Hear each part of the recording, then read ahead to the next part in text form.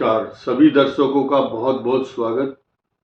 आज एक नया विषय और अद्भुत विषय है और जिन लोगों को आर्थिक दृष्टि से ये महसूस करना है कि हमारे जीवन में कब कौन सा नया एक परिवर्तन आएगा, खास तौर से आर्थिक मामलों में सब लोगों की इच्छा होती है कि हमारे जीवन में प्रॉस्पेरिटी यानी समृद्धि और जीवन सुखद हो और हम लोगों का वो मुकाबला कर पाएं जो आर्थिक दृष्टि से हम किसी से कमजोर ना हो। सीधी सच्ची बात यह है, हर आदमी की महत्वाकांक्षा है, हर व्यक्ति के एम्बिशंस हैं। आज यहाँ एक बोर्ड पर एक कुंडली का प्रतीकात्मक रूप से एग्जाम्पल के रूप में ये कुंडली बनाई गई है।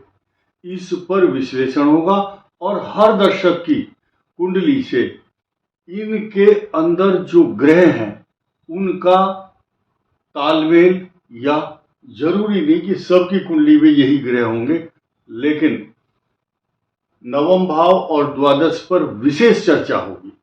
साथ ही साथ चतुर्थ और दशम जो मनुष्य को रंक से राजा बनाने वाला सफर होता है। ये व्यक्ति बहुत छोटे लेवल से उठा और विश्व में इसने वो स्तंभ बनाया, पिलर ऑफ स्ट्रेंथ। आज इनकी जो अगली पीढ़ी है विश्व में नाम कमा रही है और इस बात का खुलासा मैं सबसे लास्ट में करूंगा कि इस आदमी का नाम क्या है। हर आदमी इसको जानता है। रोड से उठकर करोड़पति नहीं, अरबों नहीं, खरबोपति का स्वामी ये और इसका परिवार है। आज की तारीख में विश्व में धाक है और गिने चुने धनवान लोगों में इनका नंबर 1 2 1 2 यही रहता है। अब इस कुंडली पर विशेष चर्चा करेंगे। आज हमारा सबसे प्रमुख विषय क्या होगा, इन दो भावों को समझना होगा। धीरे धीरे आऊंगा एक एक सब्जेक्ट को और आप अपनी कुंडली से उसको कंपेयर कर सकते हैं। इन दो भावों पर चर्चा होगी, इसका इसके साथ संबंध, इसका इसके साथ संबंध, और ये भाव सबसे इंपॉर्टेंट है। तो यानी कि आप किसी को भी, किसी भी ग्रह को इग्नोर नहीं कर सकते। हर ग्रह की वैल्यू है और किस ग्रह के कारण कौन से भाव में कौन सा ग्रह बैठकर आपको रोडपति से करोड़पति नहीं अपितु अरबपति खरबपति तक बना देता है। इस गंभीर विषय को आप समझिए, इसको हल्के में नहीं लेना है। आप ध्यान देंगे इस कुंडली में सबसे पहले आते हैं हम काल सर्प योग पर। काल सर्प योग पराक्रम स्थान में बना हुआ ये आदमी, ये व्यक्ति जीवन में अपने पराक्रम से ऊंचा उठा है। जिसकी विल पावर अच्छी होती है, जिसके जुनून होता है काम करने का, पैशन कि मुझे ये करना है, वो कर ही लेता है। उसका साक्षात उदाहरण ये है। लास्ट में मैं नाम भी बताऊंगा, नोट कर लेना, धैर्य रखें और लास्ट में इसका नाम सुन के तब आपको पता चलेगा। ये आप गूगल में सर्च भी कर सकते हैं कि ये वो आदमी है या नहीं। अच्छा, अब आप जानिए तीसरा भाव पराक्रम का है और ये राहु ऐसा चमत्कारिक और जादू वाला ग्रह होता है जिसकी ना तो कोई आकृति, ना घर है, ना राशि है, ना कोई ठिकाना है। अद्वितीय अक्षमता रखने वाला, सीधे सीधे भाग्य स्थान के सीधे 180 डिग्री पर रहने का श्रेय इसको मिलता है। तथा ये पराक्रम से भाग्य कहता है कि तुम पराक्रम करो, मेहनत करो, परिश्रम करो, 1 इंच आगे बढ़ो, मैं आपके साथ हूं। और सबसे बड़ी चीज ये है कि यही सब कुछ देता है। और कालसर्प योग की दोष, इसको दोष मानते नहीं, दोष नहीं है। ये मनुष्य को मैं कुछ नाम बताऊंगा, बहुत ऊंचा उठा देते हैं। रोड से लेकर किसी भी देश के राष्ट्राध्यक्ष या राष्ट्रपति तक बनाते हैं।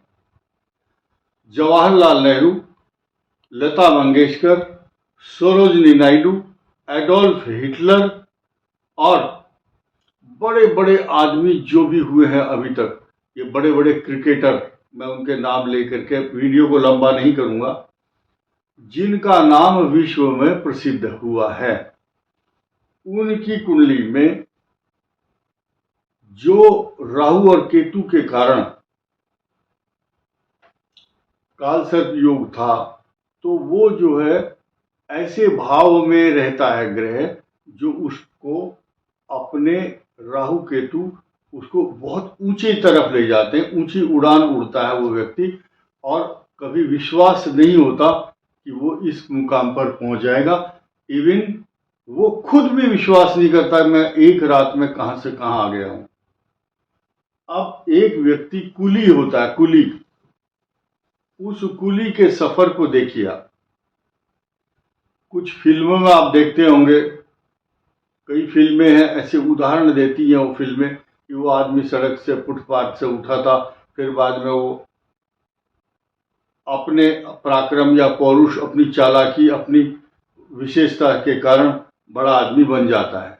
लेकिन यहाँ प्रैक्टिकल देखिए आप, प्रैक्टिकल ये है आपको निराश नहीं होना, गम की अंधेरी रात में दिल को न बेकरार कर, प्रसन्नता जरूर मिलेगी, बस उसका इंतजार कर। अपने ग्रहों को इसके साथ आपको रिलेट करने का प्रयास कर सकते हैं, लेकिन जरूरी नहीं कि आपके बिल्कुल ज्यों के त्यों ऐसे ही ग्रह होंगे, अब अलग अलग भी हो सकते हैं। आप देखिए ये जो कालसर्प योग है, ये अचानक मनुष्य के भाग्यों को बदल देता है। इस व्यक्ति ने परिश्रम से ही काफी मेहनत की, बहुत छोटे लेवल पर काम किया, और मैं एक एक शब्द नहीं बताऊंगा बल्कि यही कहूंगा छोटी सी नौकरी भी की, और उसके बाद इसने बहुत बड़ा मुकाम हासिल किया। अब आइए इनके दसम और चतुर्थ भाव। ये चतुर्थ भाव है सुख का है, ये वाहन और आपके सुख, जितने भी सुख के साधन, लग्जरियस चीजें, ये बृहस्पति इस घर को देखता है, तो सुख के सब साधन देता है, शॉर्ट में समझिए आप। अब आइए इस भाव भाग्य स्थान का स्वामी का सीधा संबंध लगन से है, और लगन का स्वामी दसम भाव में, यानी कि परिश्रम है। ये लग्न कहता है कि दसम भाव कर्म है, कंफ्यूजन की स्थिति लाता है, लेकिन कंफ्यूज होते हुए भी कर्म करता है और उसके बाद बड़ा मुकाम हासिल करता है। इस सृष्टि के दो ग्रह बड़े इंपॉर्टेंट है, एक का नाम सूर्य, एक का नाम चंद्रमा। दिन रात, दिन में सूर्य और रात में चंद्रमा, यानी कि इस व्यक्ति ने लगन में ये दोनों ग्रह बैठे हैं, दिन और रात मेहनत की है, तब वो मुकाम हासिल किया है, नोट कर लेना। अब मुख्य मुद्दे पर आते हैं जिसके लिए हमने ये चुना है। इस संसार के अंदर दो ग्रह बड़े मजबूत हैं, भाग्य स्थान और द्वादश भाव, जिसको सब लोग इग्नोर करते हैं। ये नुकसान का स्थान है, लेकिन अभी एक बड़ा जादू देखने वाले हैं आप। इन ग्रहों के अंकों का बहुत बड़ा मैजिक आपको देखने को मिलेगा, विश्वास नहीं कर पाएंगे। हर एस्ट्रोलॉजर की नजर में ये जो गणित है भावात भावम के सिद्धांत पर आधारित है, लघु पाराशरी का। चतुर्थ से चतुर्थ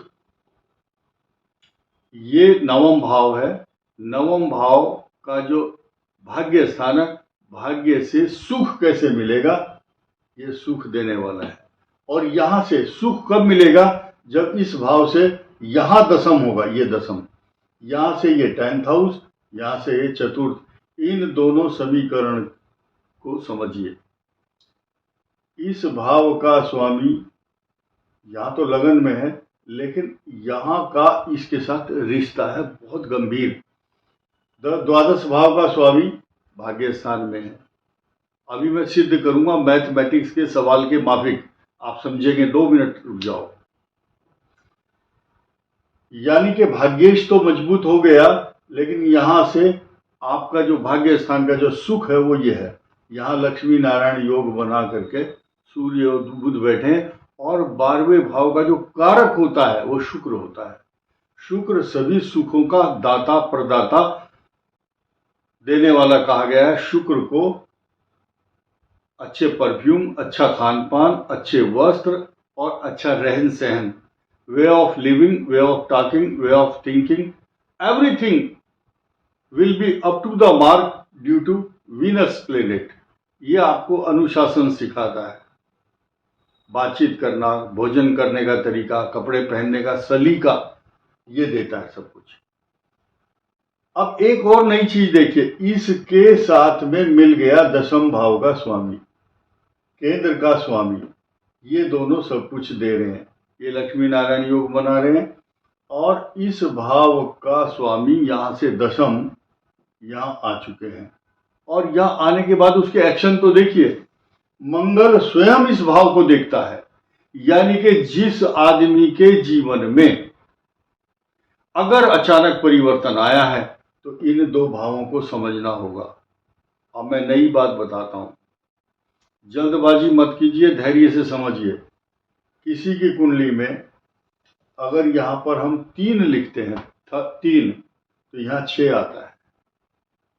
3 और 6 ये कॉम्बिनेशन केवल और केवल तुला राशि और तुला लगन के लिए है।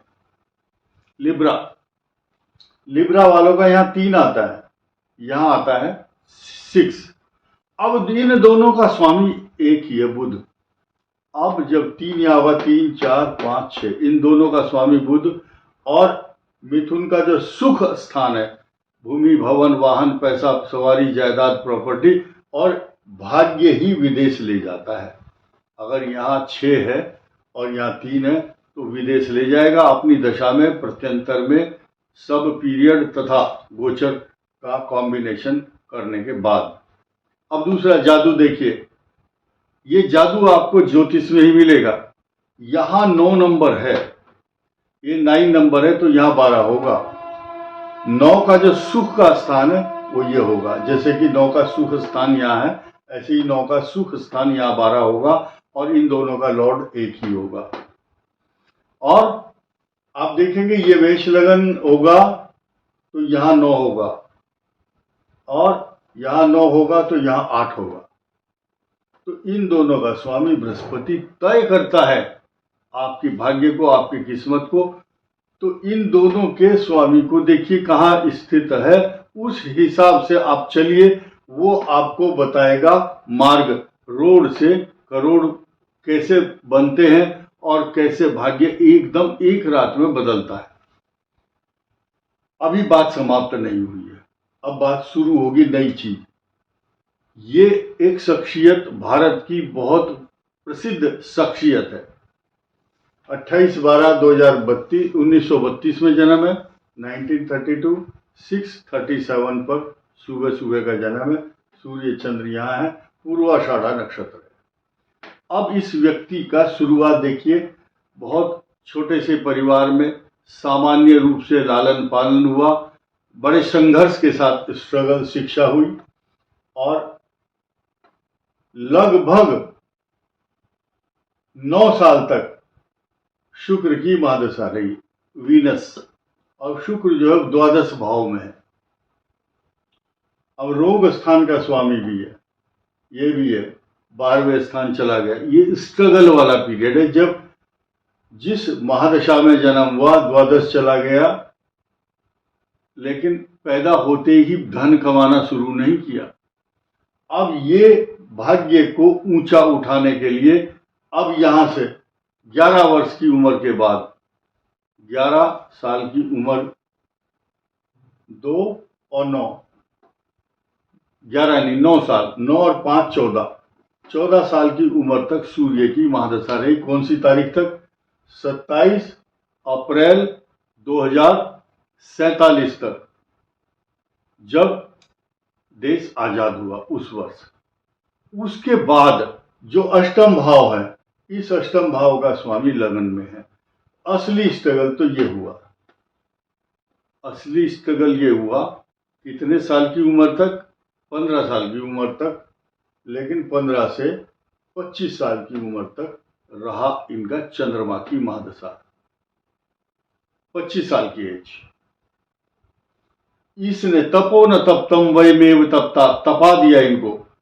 बड़ा एक्सपीरियंस, अष्टम भाव का स्वामी खजाना देता है। कैसे खजाना दिया? एक्सपीरियंस से इनको बहुत बड़ा खजाना दिया। क्या कि अनुभव दिए बहुत बड़े बड़े। उसके बाद इन्होंने छोटी मोटी जगह नौकरी की, ऐसे ऐसे ताने सहे होंगे लोगों के जो भी काम किया, छोटे लेवल का काम किया। अब उसके बाद मंगल की महादशा रही है 25 और 7 32 साल की उम्र तक, यानी कि 32 और 32 64। सन 64 के बाद इनका भाग्य किस महादशा में उदय हुआ? राहु की महादशा। राहु की महादशा में ये अपने, क्योंकि राहु सेल्फ डिपेंड बनाता है, he will be self-made person, he will achieve everything with his own resources in his life in future, पूरी लाइफ। और जिद्दी स्वभाव, धनु लग्न, जो ठान लिया मन में हर चैलेंज को एक्सेप्ट करना, अपने परिवार को, अपने बच्चों को पढ़ाना लिखाना, सब कुछ किया। अब मैं नाम बताने वाला हूं थोड़ी देर बाद, धैर्य रखिए। तो उसके बाद ये व्यक्ति राहु की महादशा में 18 वर्ष की आयु में ये सारे जीवन के अनुभव प्राप्त कर चुके, और फिर उम्र हुई इनकी 18 वर्ष और जोड़ दिया, 32 और 18 50। 50 के बाद फिर आया बृहस्पति 16 वर्ष का, लग्नेश राशि का स्वामी। हर तरह से सुख, धन, वैभव, मान सम्मान, मांगलिक कार्य, धर्म कर्म में रुचि, सब कुछ नाम हो गया पूरे विश्व में। उसके बाद 50 साल के बाद 19 साल की दशा आई है 69 तक, शनि महादशा। शनि ने भी इनको राजा बनाकर रखा, क्योंकि शनि अपनी ही राशि में है यहां पर, और 69 की एज में इनकी मृत्यु हो जाती है, यानी कि देहावसान हो जाता है। और जो बुध है इनका मारक भी है यहाँ, और द्वादश भाव में भी है। तो अब आप देखिए ये कुंडली, इसमें कोई किसी प्रकार का छुपाव नहीं है। हम आपको स्पष्ट बताते हैं, धीरू भाई अंबानी की ये कुंडली है, और उनके बेटे का साम्राज्य आज कहाँ खड़ा है। ये व्यक्ति रंग से राजा, यानी कि बहुत छोटे से लेवल से, रोड से उठकर कहाँ कहाँ नौकरी की,